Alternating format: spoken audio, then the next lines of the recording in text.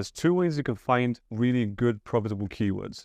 The first way is a free way, and the second way is going to need a little bit of money. Now, the free way, how did we figure out that there was demand in a niche? Well, we saw that the competitors were selling, but we also looked at the autocomplete where Amazon gives you keywords.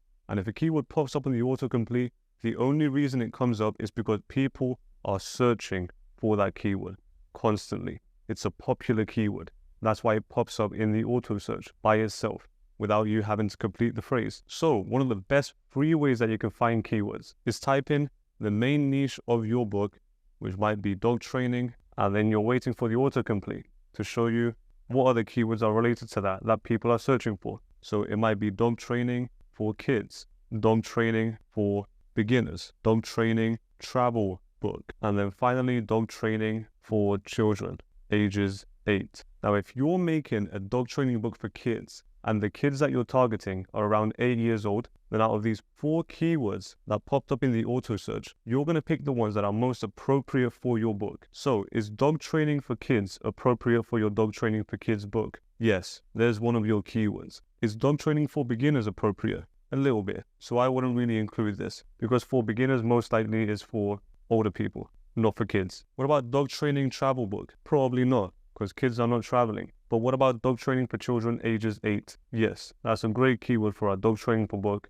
which is targeting kids ages around 8. So now we found 2 keywords from the auto search. They're going to keep doing this for all the different variations of your niche and try and come up with a bunch of different ways people might search to find a dog training book for kids or whatever your niche is. Now, when you search for books, your competitors will come up. What you can do is you can take a look at their book listing, look at their title, look at their subtitle, look at their description, and try and find if there are any variations of your niche or your target audience, and try and find the keywords that show the variation in the listing. What do I mean by this? Let's say the title of a book is Animal Word Search for Seniors. So word search regarding animals, and it's for seniors. Now in the subtitle, it might say 100 large print word searches with wildlife for seniors. So now if this is a subtitle, we're trying to go inside the subtitle and see if there are other keywords hidden in here that customers might search for. So if we go here, it says large print. So we know that large print means a big font, because seniors, sometimes they're blind, not blind, but they have worse vision than 20 or 30-year-olds. So they need a bigger font. So maybe there is a keyword that says large print animal word search for seniors. And you're going to go in the Amazon search bar and type in large print animal.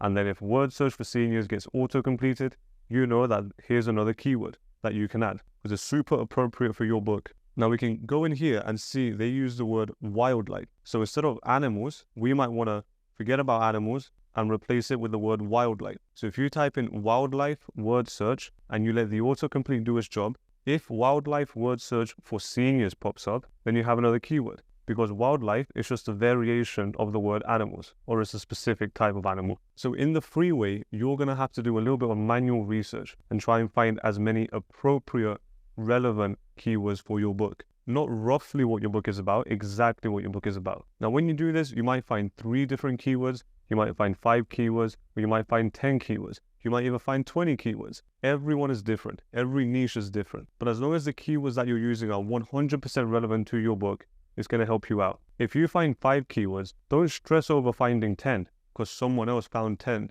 They're probably in a different niche, or they're probably using irrelevant keywords. So if you only have 5 100% highly relevant keywords, stick to the 5 keywords that you have. So that's the free way. What about the paid way? How do you find keywords the paid way? Well, here's what you're going to do. So let's say you have 5 competitors. Each one of these competitors has an ASIN, which is the code that Amazon gives to every book. Let's say this guy is 1, 2, 3, this guy's 4, 5, 6, 7, 8, 9, this guy's 10, 1, and this guy's 1, 2, 4, 6. Everyone has their own code. Let's just pretend these are their ASINs. There is a paid software called Helium 10, and it's around $99, I think. I think it's $99 a month. In this software, there is a mini software called Cerebro. And what Cerebro does is you give it your competitor's ASINs, and then Cerebro does a bunch of calculations, and it goes inside each individual book and finds all the keywords that it's associated with. All of these books have, like, this guy might have 100 keywords and 100 keywords and 100 keywords. This guy might have 200 keywords and this guy might have 500 keywords. Cerebro is going to go inside and find each of the keywords in the book. and then it's going to list out all the keywords found in all the books. Now, the good thing is it doesn't just give you a random list. You can go inside and filter that list. So you can say, show me the keywords that every single one of these competitors is indexed for, all of them. One common keyword, or whatever the common keywords are, that all of them are indexed for. And guess what those keywords are going to be? Super highly relevant keywords to your competitors. Now, if those keywords are super highly relevant, then you can filter out all the ones that don't work and extract the ones that are super appropriate for your book. And then you will have a complete list of the keywords that you can use. So it's going to spit out a bunch of keywords. You can filter it so the keywords has to be common. Or if you don't want to filter it, you can go down the list and just extract the keywords that are relevant for your book. Now with Cerebro and Helium-10, since it's paid, it actually gives you search volume. So you can actually see exactly how much traffic each keyword is getting. And you can make sure that the keywords that you're putting actually have some traffic. But if you have 5 keywords only, it's okay to put 2 extra keywords to fill in your 7 backend keywords, even if the last 2 keywords aren't getting a lot of traffic, because at least it's going to teach Amazon what your book is about and who it's for. Okay, so by now you already came up with the list of your keywords. And what do we do now?